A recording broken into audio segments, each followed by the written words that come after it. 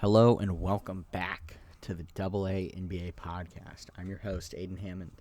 And I'm Aditya. And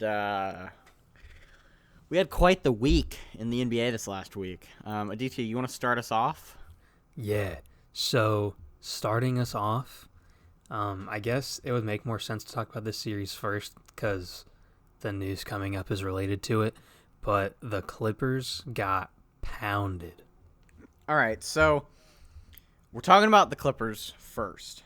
I like this decision. This was a good audible because I got a lot to say about the Clippers.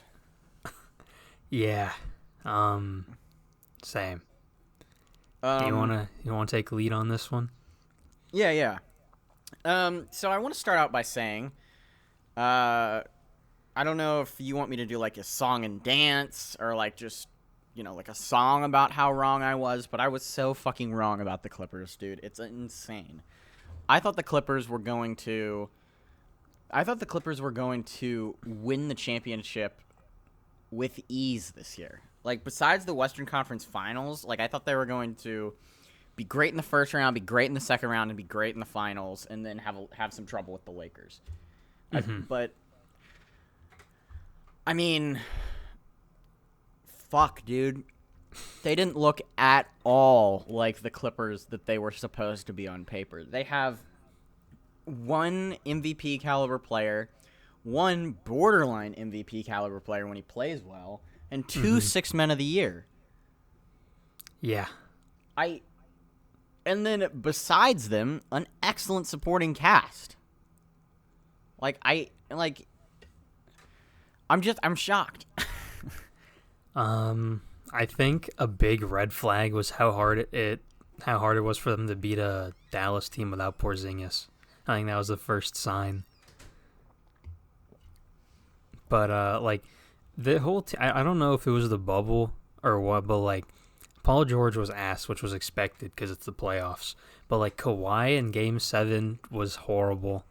Lou Williams the entire series shot 7% from three, or I saw a stat about that. Yep. Montrez was okay, but not sixth man of the year. Patrick Beverley was doing absolutely nothing, except for in Game 7 where I guess he was all right. Good for his standards, I guess. But that whole team really just didn't look good at all. And yeah. I mean, Jamal Murray's been on another level in the bubble. So yeah, I think an underrated, or I guess under talked about story from the bubble is how shitty Lou Williams has been. Lou Williams is pretty consistently the Clippers' third option, and they need him to be their third option especially when Paul George is in the playoffs, because he sucks. yeah. They need him to be. Okay, sorry about that. My mic cut earlier this time than it usually does. That's always a pain in the ass. I think it's if I bend it, the cord comes out. I don't know. So I'm just gonna not touch it at all. Good deal. So I believe we were talking about how underratedly bad Lou Williams was in the playoffs this year, and how much that really affected the Clippers.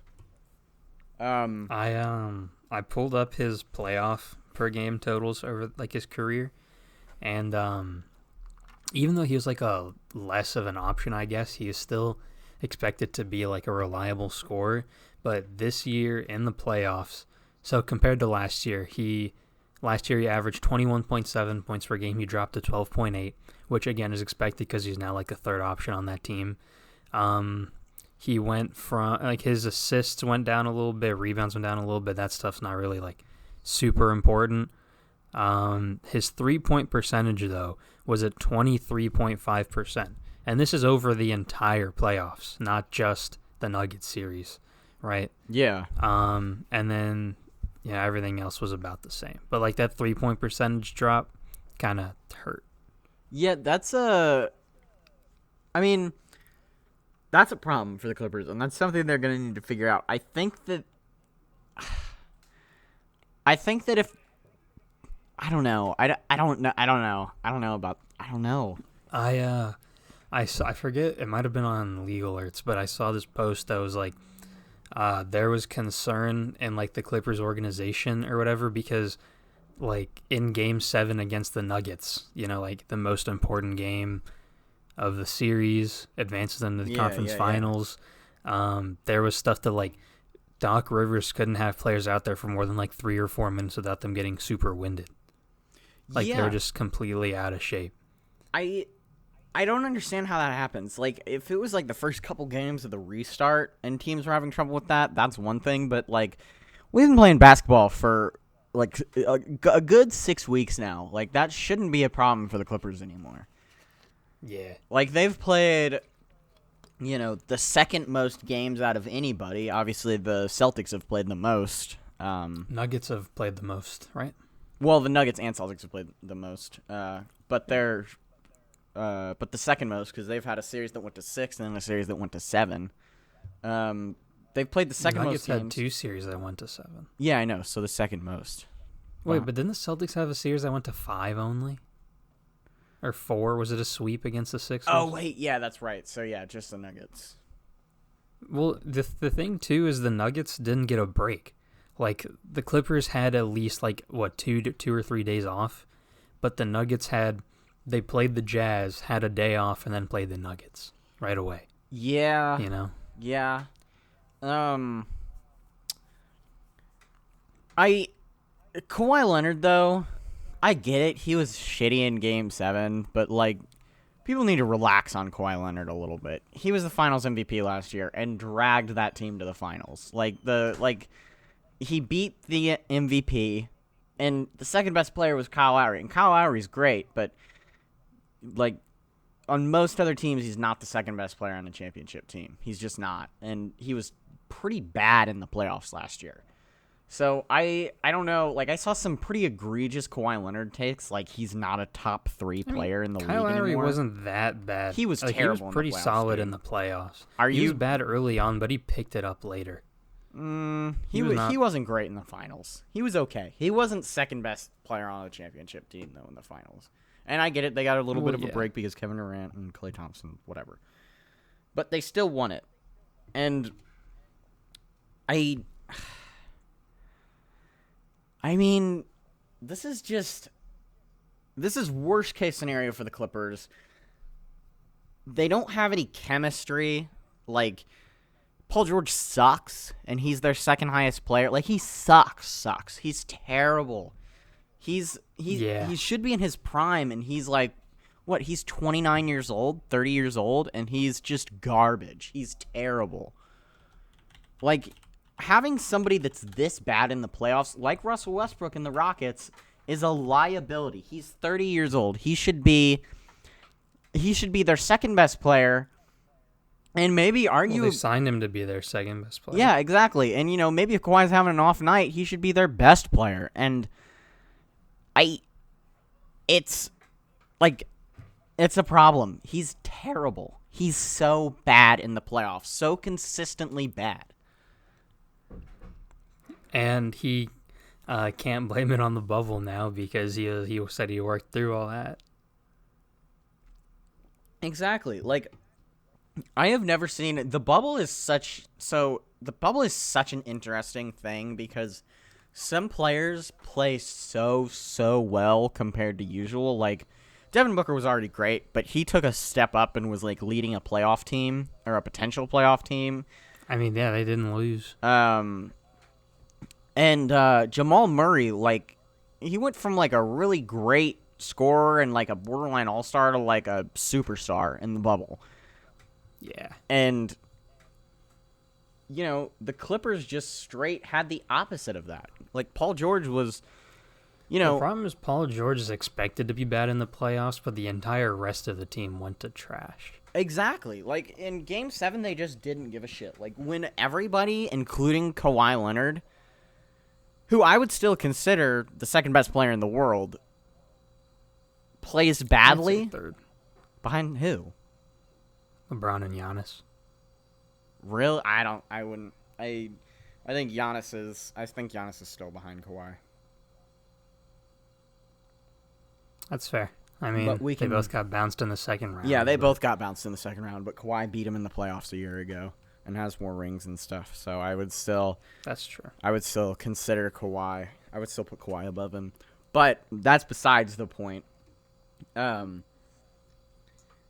When everybody's playing that, and they were so disinterested, like, as soon as they blew, they had, what, like a 16-point lead in the first half? As soon as they blew it, they gave up. They ended up losing that game by, like, 17 points or something. Yeah. Like, they just did not give a fuck in the second half. I think that also ties in hand-to-hand with everyone being insanely out of shape and not being able to play more than, like, 4 minutes at a time.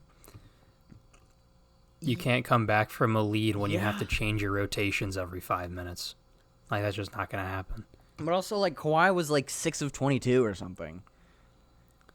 Yeah, but it doesn't matter. Like, he's Kawhi Leonard. It doesn't matter if he's 1 of 22. He has to take more shots. Yeah, no. This is just a monumental collapse by a team that I had high hopes for. I didn't dislike the Clippers. Like, I didn't really like them because, you know, Paul George and everything. And by the way, dude, you're my witness. I was enjoying that loss. Like, I thought it was... Well, okay, here's the thing. The way I analyze the situation, when they initially lost, there was your realization of the Lakers are probably going to make it to the finals, and considering that it's either the Celtics or the Heat probably going to win the finals. Yeah. So you were kind of sad for a little bit, but then they came to the realization of, oh, wait, Paul George just got bounced in the second round and he was supposed to win a championship. You kind of perked up a little bit. Yeah, it was you know, it was a little bittersweet. But, like, the Lakers... I just liked the memes. I liked the memes too, dude. It was great. I hate to say it, but the Lakers are more likable than the Clippers as a team. Like, they just are. Like, they don't have as many players that you can hate. Like, Anthony Davis, you can kind of hate. LeBron, you can kind of hate. But, like, that's it. Like, no, the problem is you don't care about anyone else on this team. Yeah, like, exactly. No one else really matters. But, like Patrick Beverley was talking to Paul Millsap Game 4, like, you guys should pack your stuff up and leave.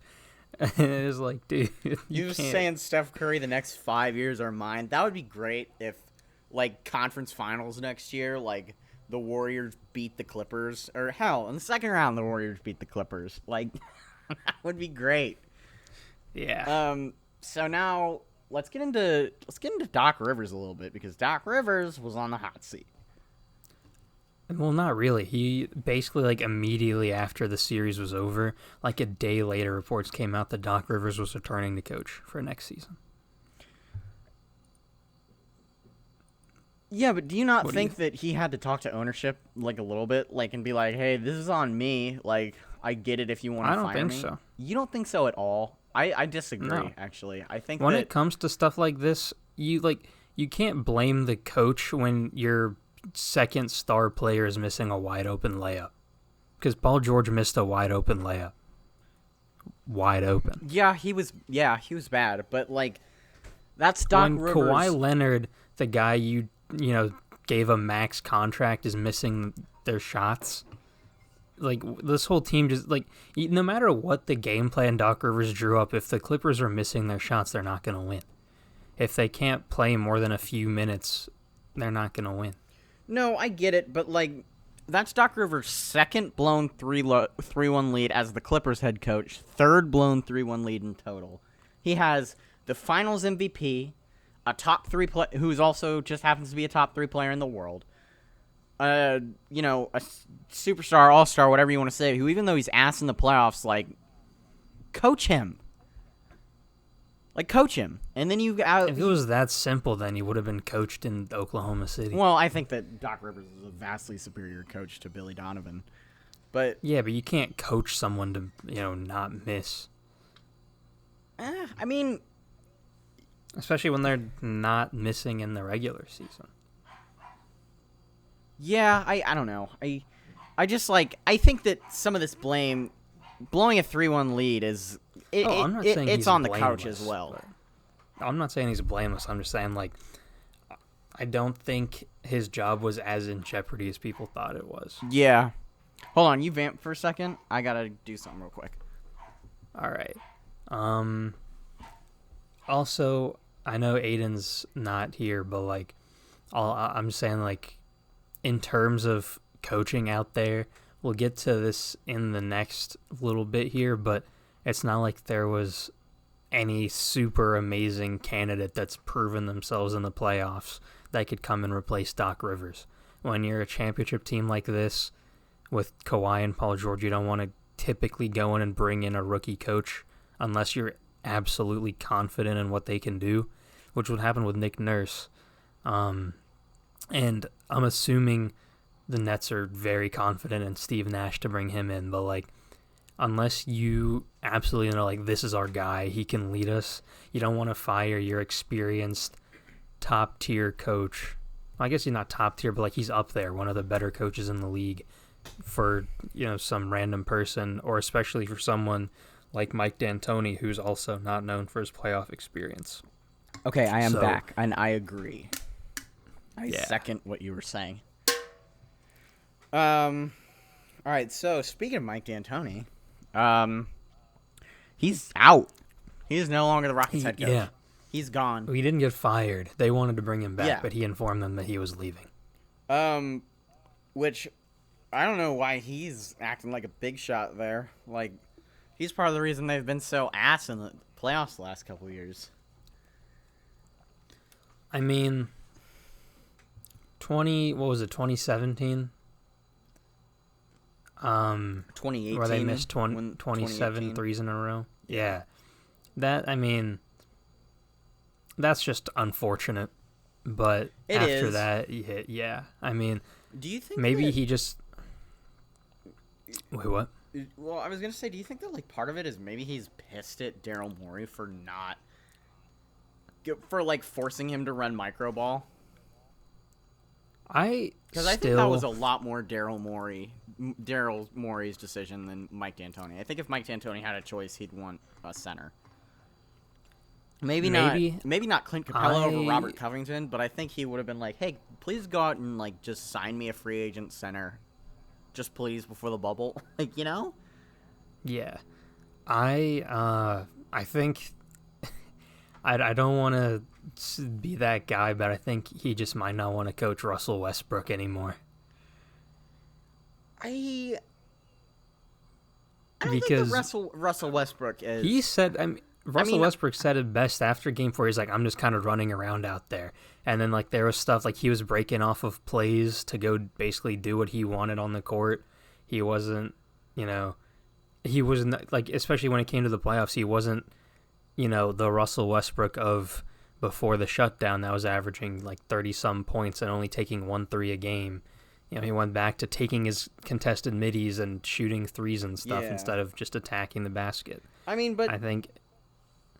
The Rockets were getting kind of desperate there. Like, some of those games that Russell Westbrook played, I kind of understand to a certain extent, because they were terrible offensively. Nothing was falling for them anyway. So they were like, "Hey Russ, why don't you just Russell go out Westbrook there and shoot some threes?" Yeah, let's just. We got nothing to lose. If he gets hot, like, maybe he'll save us. He's not going to, but, like, at least we can say we tried. Like, no, I think the biggest thing probably was for Mike D'Antoni, like, was the whole Russell Westbrook not following plays and just kind of freestyling and doing his own thing. That probably made him angry. Yeah. But I think that I think that it's also, I think it's safe to say that he might have some problems with the way that Daryl Morey built that roster for him. Like, being like, hey, 38-year-old Tyson Chandler is our only true center. What the fuck, dude? I don't know. Like, I still think he played a part in that himself, but I could be wrong. I don't know. I think he maybe played a part of it at first, but, like, it was pretty evident that it wasn't going to work long term. Even though it was working in the regular season, like, there were holes in it. Yeah, I mean, for sure. So yeah, he's out. He's going to get another job probably in the next couple of weeks. Yeah. I can imagine he'll. I think the Kings should hire him. But they don't even have a general manager. I would like to see that actually a lot. I don't think he'd sign there because I think at this point he's kind of championship or bust. because he's 67, I believe, 68. Really, he looks pretty good for 68. Yeah, he looks great. I thought he Good was for him. I thought he was like 60. But yeah, I thought he was in his late 50s. But I would love to see him running an offense with, he's 69. Nice. I would love to see him running an offense with De'Aaron Fox as the focal point. But also, like, I thought him running an offense with Russell Westbrook as a focal point would be pretty fun. But it just James Harden was still the focal point. I mean, yeah, that's true. I think like De'Aaron Fox, Buddy Hield, Marvin Bagley. I think that the 10 games with Marvin Bagley. Maybe not Marvin. I feel like that would be fun. Yeah. Yeah. Those 10 games would be fun. But yeah, I think he'll probably go for a contending job. Might go work under Tibbs. Yeah. He'll be one of Tom Thibodeau's defensive assistants. Yeah. All right, what do we got next? I believe Mike Brown. Am I correct? Yeah, Pacers are interviewing Mike Brown as a potential coach. So I'm just gonna Google Mike Brown real quick because I really know nothing about him. I mean, he's a Warriors assistant. That's about all I know about. I wouldn't hire him. Couple head coaching jobs. Yeah, he was the head coach of the Cavaliers, the Lakers, and then the Cavaliers again. Oh, he was a Pacers assistant from 2003 to 2005, though. Okay. So he has some experience. Oh, he was coach of the year in 2009. Oh, you know what? He was the Cavaliers head coach during their, like, actual good LeBron years the first time. Yeah, the reason I don't hold too much weight on that is because that was, like, LeBron was something else. No, I know, but they went to the finals. Like, they won, like, 66 games one year, I believe. Like, they were pretty good. I mean, it was all LeBron, but they were still pretty good. So, like, I don't hold much with, like, his coach of the year was with LeBron. Yeah. The past few years, he's been an assistant coach for one of the greatest duos of all time, and Kevin Durant. I mean, like, I don't hold much weight on that. Yeah. Personally. I would still stick with either Chauncey or Becky Hammon, personally. Or Mike D'Antoni, if the Pacers are willing to trade everyone, as I've made very clear in the past. I don't agree about Mike D'Antoni, but I do agree about Becky Hammon and Chauncey. Victor Oladipo. Maybe Dave Joerger. For James Harden, straight up. Ooh, yeah, that's worked out really well in Houston. Yeah. Bring in James Harden. You know what? Malcolm Brogdon for Russell Westbrook, too? Let's make it happen. All right, now you're going too far. No thanks. You don't want that? No, I don't think so. I like Russell Westbrook a lot, but I think he would stress me out if he was on the Pacers. I don't think I could watch Russell Westbrook. How about this? Okay. We trade. That was really loud. Did you guys hear that? I did not. All right. I think the mic might have picked it up. Not too bad, no. But some dude just slammed the door really loud, and I think the mic picked it up a little bit. Yeah. But what was I saying? Something about Dave Joerger, or not Dave Joerger, Victor Oladipo, I think. Oh, yeah. Scratch that. We don't want Russell Westbrook. You're right. That'd be very stressful. Not great. Yeah. But think about this, right? Malcolm Brogdon, Victor Oladipo, Aaron Holiday, 2 first-round picks for Stephen Clay. Who says no? Probably the Warriors, but it's worth a shot. Really? I don't think they would. I think they would accept it. Because, Steph Curry, he's getting up there in age. Klay Thompson just had that ACL injury. They probably don't want to risk it, Yeah, that's facts, dude. I think they should consider it. All right, so... But yeah, no, back to the conversation. I don't like Mike Brown as a potential coach. I don't really know enough to form a concrete opinion. So I'm just gonna take a seat on this one because I really know nothing about him. Besides, he won Coach of the Year in 2009. He was coach for LeBron, and he is not named Eric Spoelstra, so that's enough evidence for me. All right, what's next? Next up, after that, we just really have the conference finals have started, so we're just gonna kind of go over those games. MVP? Oh, I forgot about that. Giannis was MVP. Hey, I think it's hilarious every year that LeBron fans have to relearn what voter fatigue is and, like, why the best player doesn't win MVP every year. I think that's really funny. I think I always like watching them relearn I'd that argue lesson. in the regular season, Giannis was better than LeBron. Yeah, and that's the other thing is I was kind of thinking about this. I am one of those people that's like, you know what? Michael Jordan and LeBron should probably each have 13 to 15 MVPs. You know, like they're always the best player in the league. Like, I get it, but this year was this is not one of those years. Giannis was better defensively. He had more points, more rebounds. He was on a better team. Like, just straight up, he had the most wins. He was the first seed in his conference. He was I believe LeBron they were the second-ranked most defense, points mostly on his because of team, him. So, I mean. Yeah, exactly. Like, LeBron also had a top 5 player, or a top 10 player, which always kind of kills MVP. Like, it killed Curry and Durant these last couple of years. Like, Yeah. you know, I think it's funny that they have to, like, LeBron fans and Lakers fans have to relearn that lesson every single year because they just don't understand that what voter fatigue is, and like they just don't get it. Like it's crazy. I'm also in the same boat that if LeBron wasn't, like, if voter fatigue didn't exist and if it was just given to the best player every season, LeBron would have like 8 MVPs. Yeah. But this year is not an example of that. Yeah, I think he has a legitimate claim to almost all of the MVPs since 2013, but that doesn't mean that, like, He wouldn't get 2016, but I don't think not every year. Like, I don't think he has one for 2016. Obviously, he doesn't have one for 2019, and then this year, 2020, 2016, 2019, and 2020 are 3 years that I don't think LeBron actually did deserve the MVP. yeah. And, you know, this is one thing that LeBron does that has always bothered me, and I think will always bother me, that I think I saw that you liked this, but NBA Chop Shop posted something. They're a great page. They posted something about this, how when you're the best player in the league, like Michael and Kobe, when they didn't win an MVP, they didn't talk about it to the media publicly. Like, they might talk about it after the fact, but they did not go out in interviews the day after MVP came out and say, that really bothers me that I didn't win the MVP. I deserved it.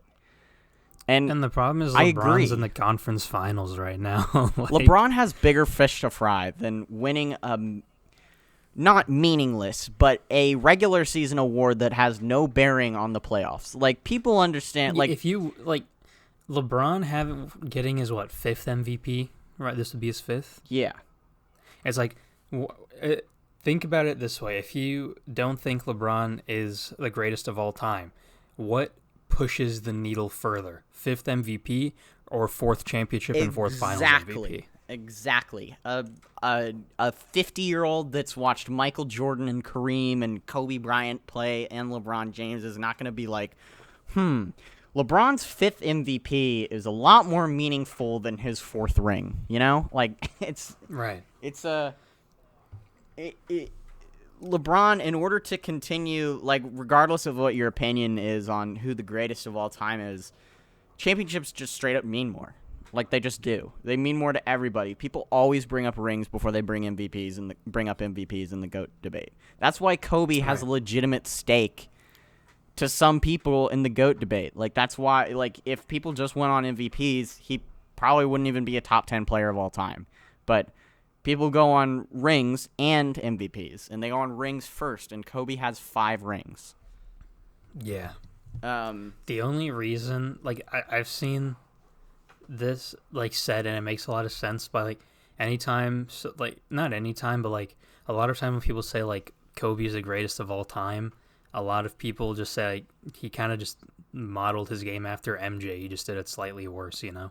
Yeah, no, I agree. I don't think that... I mean, I think we both agree that it's Michael Jordan and LeBron James, regardless. We don't talk about it, but I think we both agree that it's Michael Jordan and LeBron, or LeBron and Michael, whatever, 1 and 2. But I think that, there are arguments to be made for, guys like Kareem and Kobe and There's Magic. still people out there that think Kareem is the GOAT, yeah. My grandparents, when I was first getting into basketball and I was, playing NBA 2K11 and, Michael Jordan's, the face of that game, and I was like, I think Michael Jordan's the best ever. They were like, you don't know nothing about basketball if you haven't watched Oscar Robertson play, dude. And I was like, who's that?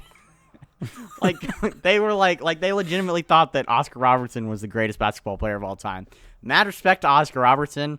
I don't think anybody in the last 50 years has thought that Oscar Robertson was the greatest ever.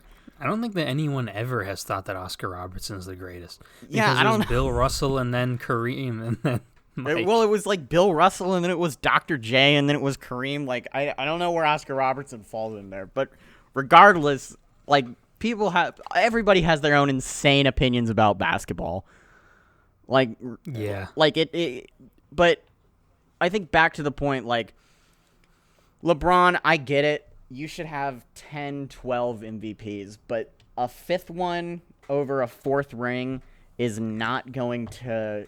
And one final's closer to having a 500 finals record, by the way, which I think that's probably the most important for LeBron. If he can get 6 rings and be 500 in the finals, I think that'll push the needle past. I don't think anybody will be able to argue with that. I don't think it's possible at this point, but I think that'll do it for him. But a fourth ring means a lot more to him, I think, than a fifth MVP. Yeah. And maybe it's because, maybe this is a little more meaningful to him because, that would match Michael. I believe Michael has 5 MVPs. Is it 5 or 6? I know he has at least 5. I thought it was 6. I know he has 88. Oh, he has 5 times. He's a 5-time MVP. 5 times? Okay. So maybe the fifth one is just more meaningful to LeBron because it would match Michael. I don't know. But regardless, it's... I think even LeBron himself knows that another MVP is kind of meaningless for him at this point. Well, I think if he knew that, he wouldn't make such a big deal out of it. Yeah, I don't know. Maybe he watched The Last Dance and was like, you know what? I need to start getting pissed off about arbitrary voting. He needs to make it personal. Yeah, I gotta make it personal so that I can win the championship this year. So yeah. Speaking of winning the championship, the Nuggets-Lakers have played a game 1. Oh yeah. I had to get up for work at 4 a.m. this morning, so I went to bed. I think at halftime of that game. I looked at the score and I didn't really watch it. Right. I mean, I watched some of it. I didn't actually watch the whole thing. I started watching pretty late, and by that point, it was already so far gone. You know what I mean? The Nuggets in the fourth quarter made a bit of a run, but it was kind of too little, too late. What I did notice was that the Lakers never really pulled away and got it above 20, but they were consistently always leading by 10 to 12 when I would check. Is that accurate? Yeah, well, I mean, the second and third quarter were kind of blowouts in the Lakers' favor because the second quarter they outscored the Nuggets by 13, and the third quarter they outscored the Nuggets by 13. Yeah, so I'm not going to say that the Nuggets are going to get bounced, but I think if they go down 3-1 against the Lakers, all jokes aside, I don't think they're going to win. I don't Charles think this is a team they can come back against. Guaranteed that the Lakers beat the Nuggets. He brought out the broom and everything. So it's not looking good for Lakers fans out there. Yeah, actually, facts. He guaranteed a sweep, so the Nuggets are going to get at least a game. Yeah. I really know nothing about this game. I didn't watch it. I was paying attention to the score. Now that I think about it, the Lakers in this playoff run have not won a series where they've won game 1 yet. Oh. Oh, man. You mean lost a series where they've won game 1? They've never won it because they haven't won game 1 yet in any series. Oh, yeah. So they haven't won a series yet if they've won game 1. Shit, dude. Just Reverse saying. Sweep? Are the Nuggets going to gentleman sweep them? Here's the thing. I think the Nuggets are going to go down 3-0 and then be the first team ever to come back from down 3-0. Okay, wait, hold on. So we talked about the Clippers, and we failed to mention that the Nuggets became, I think because we were so focused on the Clippers, but props where props is due. Denver Nuggets, this is a fucking awesome team. Absolutely insane. And, you know, regardless of whether or not you think it was because of the bubble or not, like, the first team to ever come back from 3-1 twice, and it was in back-to-back series. They're turning the world into Nuggets fans. Yeah, I love the Nuggets. I mean, I already liked the Nuggets. And for the 7 followers of our account on Twitter, I made a jersey bet. If the Nuggets beat the Lakers, I will buy a Nikola Jokic and a Jamal Murray jersey. This is true. Probably not from the NBA website. I'll probably get it from like eBay or something. But like cheaper version, yeah. Yeah. But like I'm not about to spend like $200 on a team that I don't even get to watch during the regular season. That'd be like $250. That'd be like $260 with tax and shipping and handling. Yeah, true. I don't even think I have that much money. So I'm not gonna like buy like a really nice Nike jersey, but I will get jerseys of each of them. Like I'm not gonna buy a fake, but I'll probably get one from like a reseller. No one would blame me if you bought fakes. Yeah, but I would blame myself because I like the Nuggets. I like the Nuggets enough anyway that I was probably gonna buy a Jokic or Murray jersey eventually anyway, so it doesn't really matter. Mm-hmm. This just gives Speaking me an of excuse to do it. Jokic, I think it's a general consensus now that Jokic is better than Embiid, right? Yeah. But I saw Kendrick Perkins, man, notorious for being a smart, basketball analyst. He's smart, level-headed. He doesn't jump the gun. Very good basketball analyst, Kendrick Perkins, put out a tweet, and he said Bam was the 3rd best center in the league, and Joel Embiid was not on that list. He said big man. I think he said big man.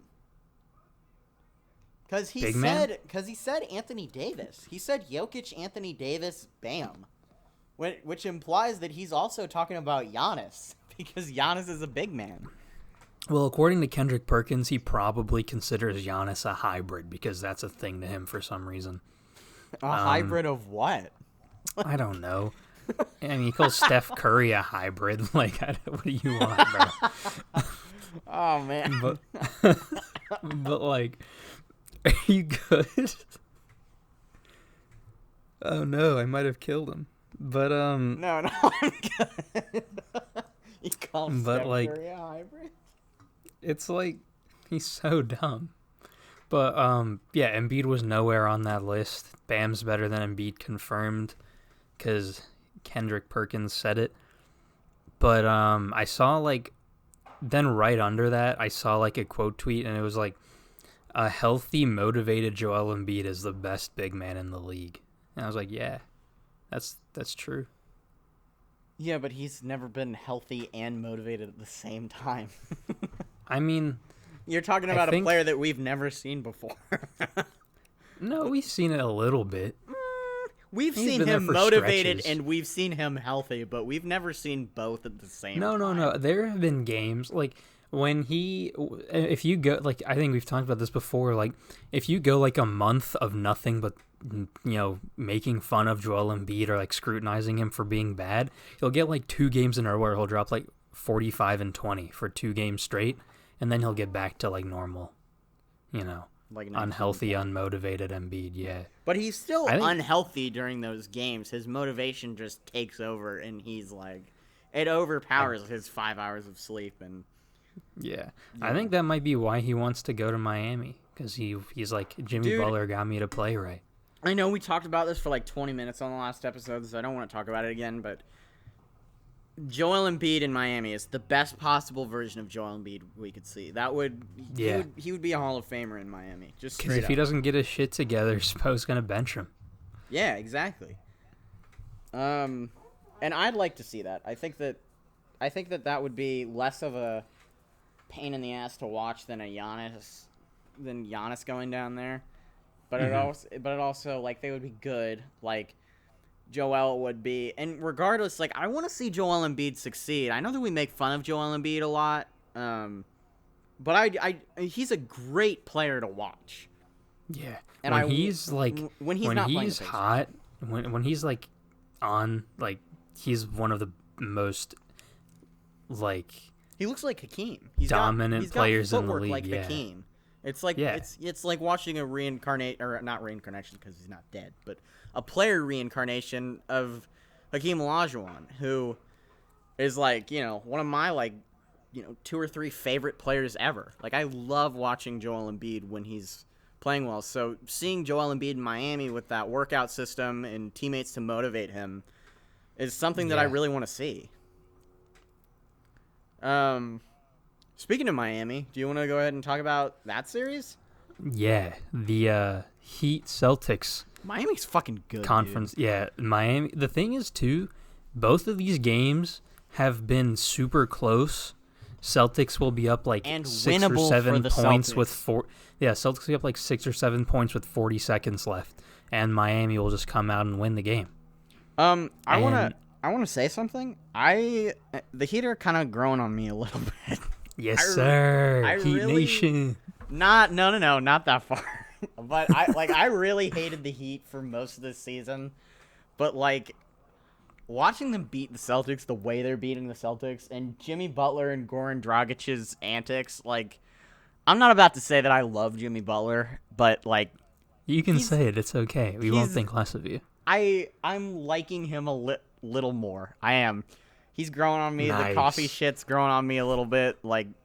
It's a good business. He's making $20 a cup, and it's Dragic. The Dragic Snapchat stories are pretty funny. The Heat are growing on me, and it doesn't hurt that they're beating a team that I don't really like anyway. Well, the fan base you don't like. I think you made it clear we both. Yeah, but I don't like the Celtics Heat fan base either. That's fair, yeah. But Celtics are worse because they're the Heat fans, but racist also. Yeah, that's true. That's what I always say is I dislike the Lakers because of their fans, and I dislike the Celtics more because their fans are just Lakers fans but more racist. Yeah. But also, so Heat have won 2 very close down to the wire games. 2 very close down to the wire games where they had to kind of take over in the last minute. Yeah, and after game 2, there was reports of fighting in the Celtics locker room. There was Marcus Smart yelling at people, and then after Marcus Smart left the room, there was still yelling. There was, clanging. There were sounds of things being thrown, lots of screaming, getting crazy. Yeesh in the chat for that one. Yeesh. Jesus. And all the players are coming out and being like, "Oh, Marcus Smart's just motivated. We're all good now." But they canceled practice yesterday. Yeah, they're going into this game without practice. Did they not? Oh yeah, I guess they wouldn't have practiced today. That is something that's troubling. I get it. If they're pissed at each other, that's whatever. Championship teams have fights. The 96 Bulls fought. The 2001 Shaq Lakers and Kobe fought. yeah. Shaq and Kobe hated each other. Yeah. Kareem and Magic fought. Guys fight, but it is troubling that they fought. There was potential physical altercations. We don't know that for sure. I don't think. I think there was reports nothing got physical between players. Okay. But the slamming and throwing shit is not a good sign. Right. That means if it was just yelling at each other, that's one thing. But that happens. But, throwing shit and slamming doors is a level of escalation in a locker room that you don't really want to see, especially for a team that's down 0-2. Especially after they canceled practice, so they can't even get together and canceling work out their practice problems. is another that's another problem. The Sixers canceled practice when they had given up. Yeah, exactly. They're one of the only teams to cancel practice like that. Yeah, I think the Rockets might have canceled practice once during the Lakers series, maybe. I don't. If they did, there wasn't a report about it, but. But I'm not gonna say the Celtics are done. But I don't think my done, Heat in 4 prediction is looking a lot more nice than my Celtics in 7 prediction. Yeah. I'm not gonna say the Heat are done or the Celtics are done, but they're gonna have to like. First of all, they're gonna have to make up and like you work everything out first. Yeah. And then after that, they're gonna have to play like a championship team. Well, they are playing like a championship team. They keep blowing games. That's not a championship team. A championship team but they're doesn't playing blow like their a champion. leads. They're playing like a championship team through the first 46 minutes. It's just the last 2 minutes they just forget how to play basketball. I wouldn't say that though, because in game two, they're leading hear me pretty out. consistently. No, in game two, in the third quarter, they got outscored by the Heat by 20 points in the third quarter. Yeah, that's a problem. Like you can't do that if you're trying to compete. But this has been a pretty exciting series. Like tonight's game 3, right? I think you just said that, but I'm not 100% sure. Yeah, tonight's game 3. It's going to be a good game, I think. I don't think the Celtics are going to get blown out. But the Heat's ability to stay in games is, I think, maybe their best trait. Because they'll go down. There were a couple times in game 1 where they would go down by double figures, like 10 to 12, and even in the last 10 minutes. Game 1 was basically the Celtics outscored the Heat by 10 in first quarter. The Heat outscored the Celtics by 10 in the second quarter. Yeah. The Celtics outscored the Heat by 10 in the third quarter. The Heat came back in the fourth quarter, and then it was just whoever did better in OT. But there were times in the fourth quarter where the Celtics were up 10, and then they were up 8, and then they were up 12, and then they were up 6, and then they were up 10, and then they were up 7. I can't remember if it was an official quote. To go back and dwindle. I can't remember if it was an official quote or if it was just like a post I saw, but it was like the Heat play better when they're the underdogs. When they're losing and they have to come back, that's when they're at their best. Yeah, Jimmy Butler loves that. Jimmy Butler, there is not a player in maybe the history of the league that likes being an underdog more than Jimmy Butler likes being an underdog. Jimmy Butler likes being an underdog so much that he made the Miami Heat, a team that's known for winning consistently and being great, being a big market, being able to attract free agents. He gave that team a dog mentality that they just didn't have. They already had that. That's the thing that's been in Heat culture for a while. It has been in Heat culture, but not in the playoffs. Like Dwayne Wade, that kind of was adopted after LeBron left, and then they were never really great. They went to the second round a couple times, I think, but they have not had that dog culture for a championship team ever. This is the first time that they legitimately have it, and it's also coupled with enough talent to win the championship. Well, I think I remember on the JJ Redick podcast, Jimmy Butler talked about this too, and it's everyone's able to embrace that mentality on the team because it's Duncan Robinson was undrafted, Kendrick Nunn was undrafted, Bam was the 13th pick. Tyler Herro was a low pick, is the 13th pick as well, something around there. They were right? both right edge of the lottery. Yeah. I think Herro was right. Jimmy Butler was the 30th pick, so it's whenever they're up against another team that has players that were top 5, top 10 picks or whatever, like a Jason Tatum would, you seriously picked this guy over me, that sort of thing going on. Yeah, no, I agree. I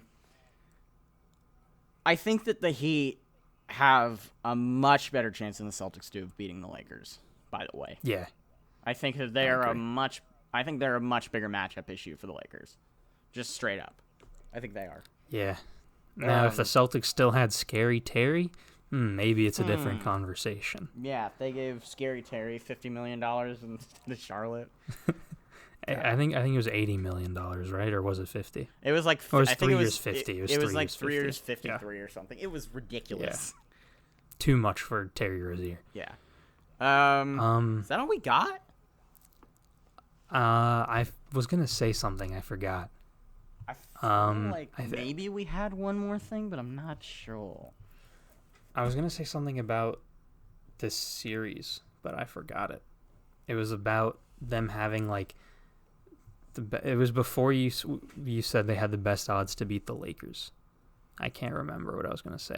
We were talking about the Heat's dog mentality, kind of, and like how a lot of them were drafted lower than the Celtics. That block by Bam should not be physically possible. Like, he should have broken his wrist. Yeah, no, it was absurd. That's like it was kind of reminiscent of the Roy Hibbert block on Carmelo in like 2014 or 2013, except Roy Hibbert didn't bend his wrist back. Like, that's with the force Jason Tatum was going down with, Bam should have broken his wrist. Yeah, that was amazing. Yeah, no, that's one of the best plays I've seen in period. Like, But yeah, that was all I had to add. Yeah, so is that all we got? That is all we got for this week. Hopefully by this point next week, we'll be either looking at a finals preview or the Nuggets will be coming back from down 3-1. Yeah. At this point next week, the Heat will have had like 4 days off. and the Nuggets will still be fighting with the Lakers. Yep. Yeah, that's all we got. Thanks for watching. By the way, the Heat are 10-1 in the playoffs. They only dropped 1 to the Bucks. I forgot to mention that. The Heat are 10-1. And that 1 to the Bucks was like a fluke because Giannis wasn't there. Yeah. But that was that's when we were all saying, we are got. the Bucks better without Giannis? Question mark. I don't think anyone was saying that. But check out our personal channels in the description, as well as our Twitter. The podcast email is in the description as well. We upload every week. Remember to like and subscribe. And you had anything else to add? Go Heat, I guess. Go Heat. We got a new Heat fan. Go Heat. No.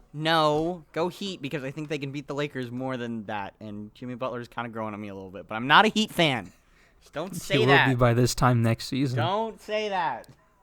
Okay. Bye. Bye.